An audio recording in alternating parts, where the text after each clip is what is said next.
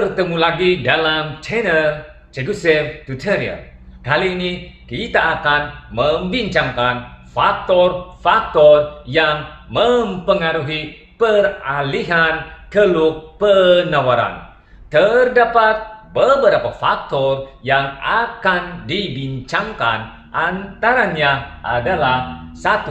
Barang penawaran bertanding. Yang kedua, barang penawaran bersama. Yang ketiga, kos bahan mentah. Yang keempat, upah buruh. Yang kelima, tingkat teknologi pengeluaran. Yang keenam, dasar kerajaan. Dan yang ketujuh adalah bilangan firma. Sekarang kita akan bincangkan faktor yang pertama, yaitu barang penawaran bertanding. Situasinya adalah seperti berikut. Terangkan kesan ke atas keluk penawaran, tingkat harga, dan keseimbangan pasaran kelapa sawit sekiranya pasaran atau harga getah meningkat. Dalam situasi ini, getah dan kelapa sawit adalah barang penawaran bertanding. Sekarang kita akan lihat situasinya. Apabila harga getah meningkat, maka penawaran ataupun pengeluar akan mengeluarkan lebih banyak getah berbanding kelapa sawit. Ini akan menyebabkan pengeluaran kelapa sawit berkurangan dan keluk penawaran kelapa sawit akan beralih ke kiri. Dari SS0 kepada SS1. Titik keseimbangan akan beralih dari I0 kepada I1. Dan ini akan menyebabkan harga meningkat dari P0 kepada P1. Dan kuantiti akan menurun dari Q0 kepada Q1. kepada Q1. Ini menunjukkan apabila harga getah meningkat, maka pengeluaran akan menanam lebih banyak getah dan pengeluaran kelapa sawit akan berkurangan, keluk penawaran kelapa sawit beralih ke kiri, tingkat harga meningkat dan kuantiti menurun. Kita lihat pula apa yang berlaku dalam situasi sebaliknya. Sekiranya harga getah menurun. Apabila harga getah menurun, maka pengeluar akan mengurangkan pengeluaran terhadap getah. Dan ini akan menyebabkan pengeluaran kelapa sawit, yaitu barang bertanding, akan meningkat. Kesannya, keluk penawaran akan beralih ke kanan. Keluk penawaran beralih ke kanan dari SS0 kepada SS1. Ini akan menyebabkan titik keseimbangan beralih dari I0 kepada I1. Dan kesannya, tingkat harga akan menurun dari P0 kepada P1. Dan kuantiti akan meningkat dari Q0 kepada Q1.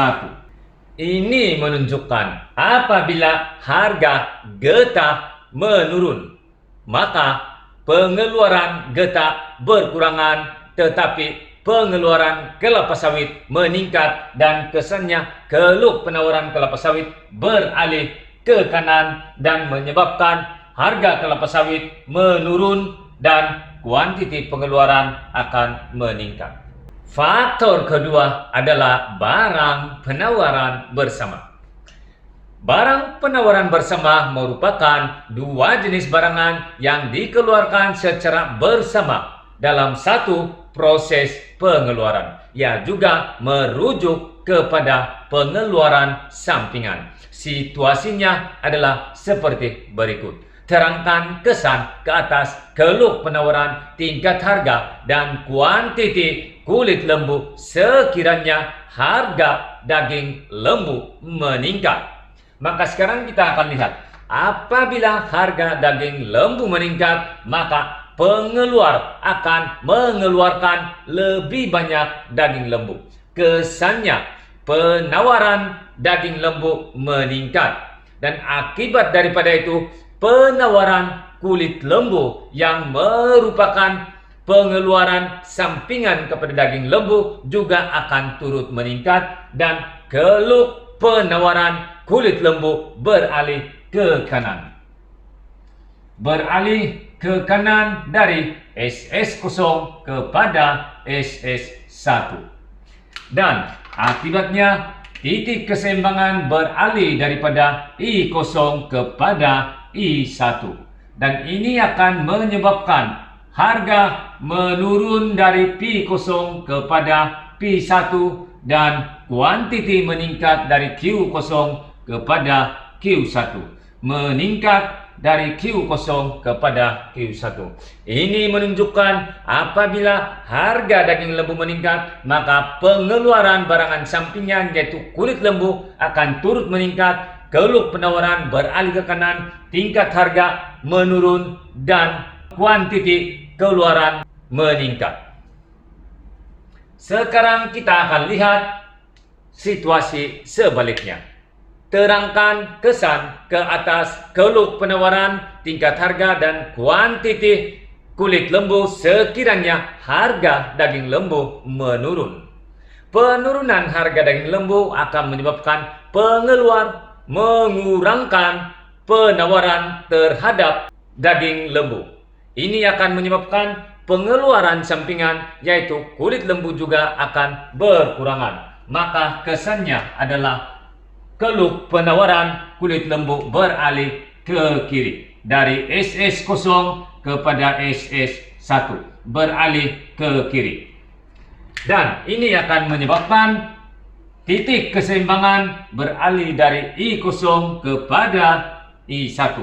Dan kesannya harga meningkat dari P0 kepada P1 dan kuantiti akan menurun dari Q0 kepada Q1. Ini menunjukkan apabila harga daging lembu menurun, maka keluk penawaran kulit lembu yang menjadi pengeluaran sampingan akan beralih ke kiri, tingkat harga meningkat, dan kuantiti menurun. Faktor ketiga adalah kos bahan mentah. Situasinya adalah seperti berikut. Terangkan kesan ke atas keluk penawaran, tingkat harga, dan kuantiti roti sekiranya harga tepung meningkat. Sekarang kita akan lihat situasinya. Apabila harga tepung meningkat, maka kos pengeluaran terhadap roti akan turut meningkat. Ini akan menyebabkan pengeluar terpaksa mengurangkan keluaran roti, dan akibatnya keluk penawaran roti akan beralih ke kiri.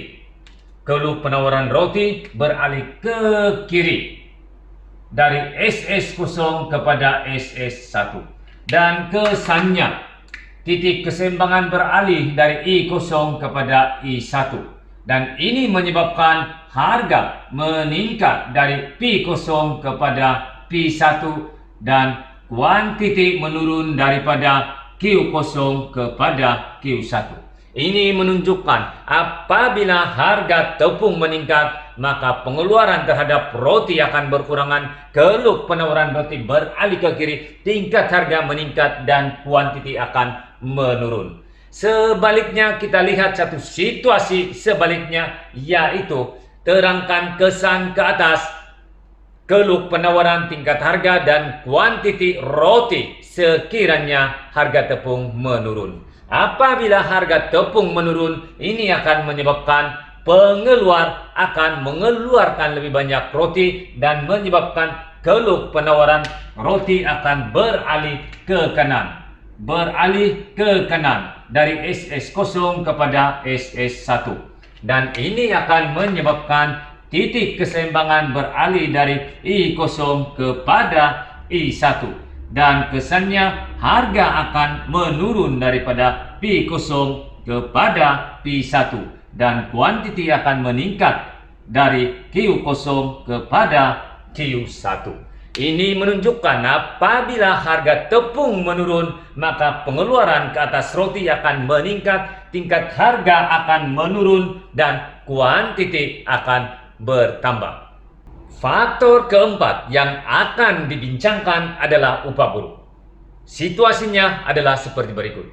Terangkan kesan ke atas keluh penawaran, tingkat harga, dan kuantiti keluaran barangan pertanian sekiranya upah buruh sektor pertanian meningkat.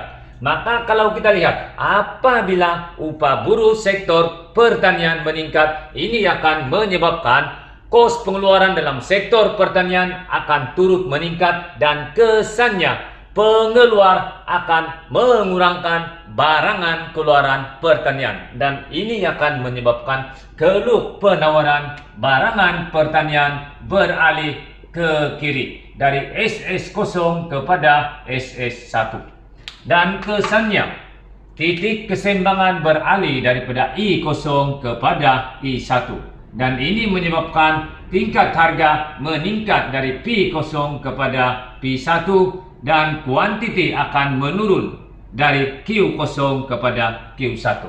Ini menunjukkan apabila upah buruh sektor pertanian meningkat, maka pengeluaran barangan pertanian akan berkurangan, keluh penawaran beralih ke kiri, tingkat harga meningkat, dan kuantiti akan menurun. Sebaliknya, kita lihat pula apa yang berlaku sebaliknya apabila upah menurun.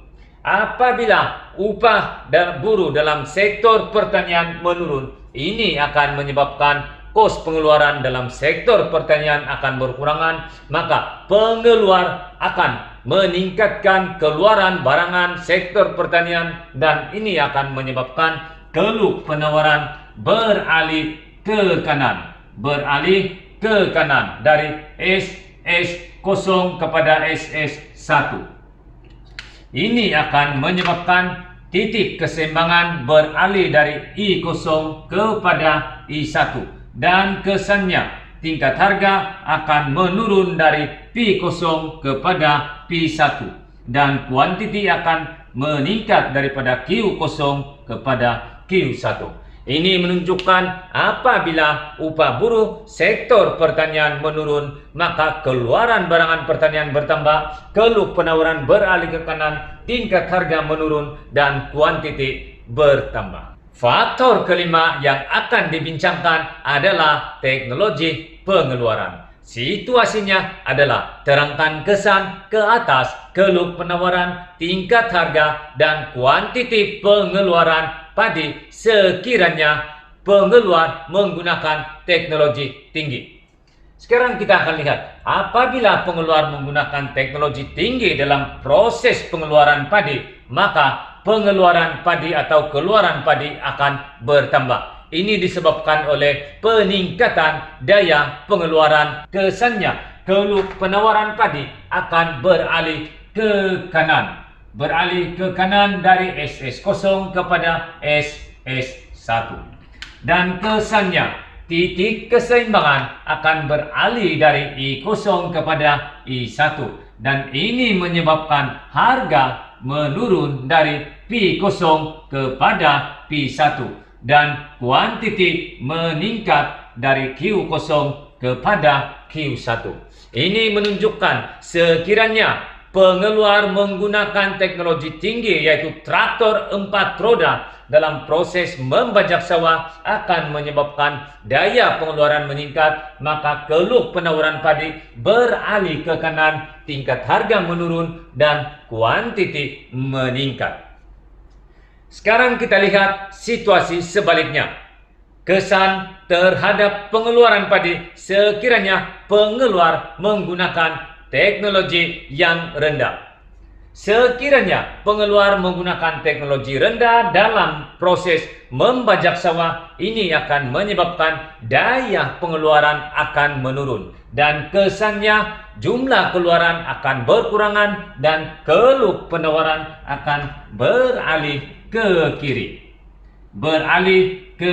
dari SS0 kepada SS1, dan ini menyebabkan titik keseimbangan beralih dari I0 kepada I1, Akibatnya harga meningkat dari P0 kepada P1 dan kuantiti keluaran menurun dari Q0 kepada Q1.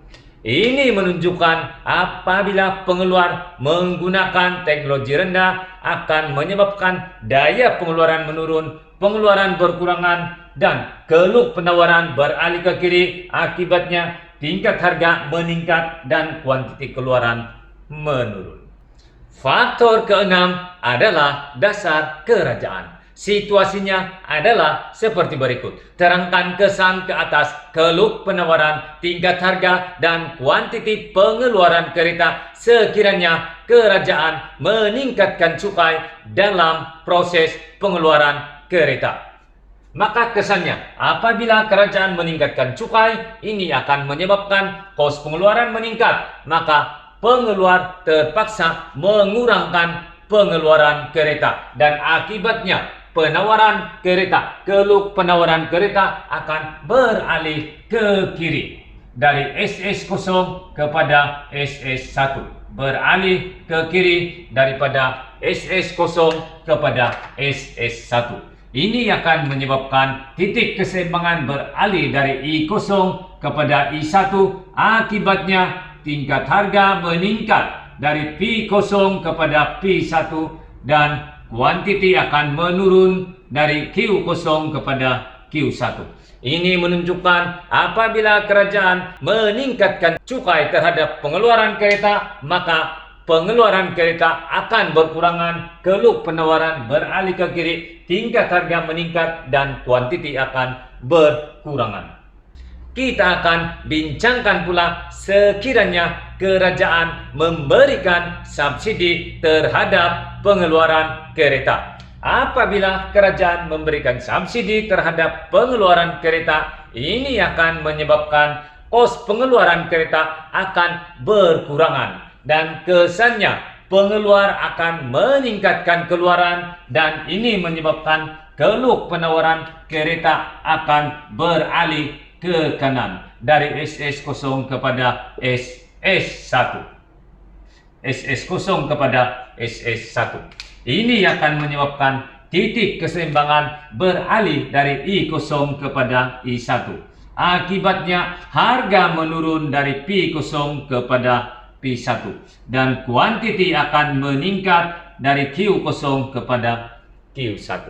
Ini menunjukkan apabila kerajaan memberikan subsidi terhadap pengeluaran kereta akan mengakibatkan keluk penawaran kereta beralih ke kanan, tingkat harga menurun dan kuantiti meningkat. Faktor ketujuh adalah bilangan firma. Situasinya adalah terangkan kesan ke atas keluk penawaran, tingkat harga, dan kuantiti pengeluaran barangan perkilangan sekiranya firma-firma dalam pasaran mendapat untung lebih normal.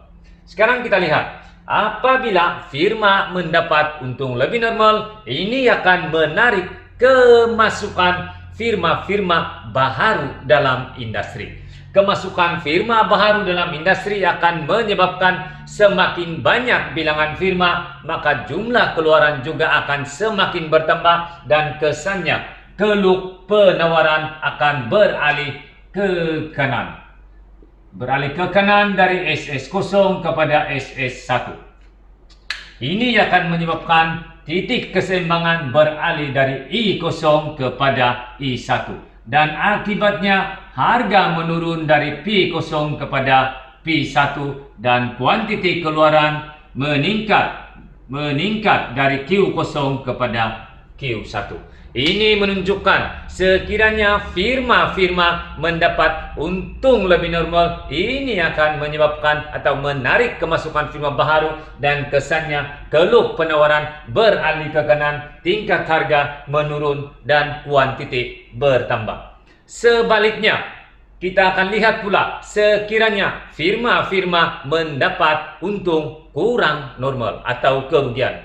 Apabila firma-firma mendapat untung kurang normal. Ini akan menyebabkan sebahagian firma yang tidak mampu bersaing akan menutup operasi dan meninggalkan industri. Kesannya, bilangan firma akan berkurangan dan jumlah keluaran akan turut berkurangan. Ini akan menyebabkan keluk penawaran beralih ke kiri. Keluk penawaran beralih ke kiri dari SS0 kepada SS1. Dan ini menyebabkan titik keseimbangan beralih dari I0 kepada I1. Akibatnya, harga meningkat dari P0 kepada P1 dan kuantiti keluaran akan menurun dari Q0 kepada Q1.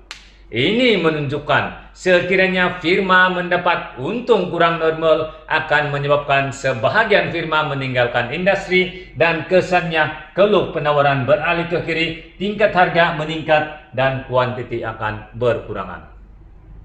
Dengan itu, kita sudah membincangkan 7 faktor yang akan menyebabkan peralihan keluk penawaran dan seterusnya menyebabkan perubahan harga dan kuantiti.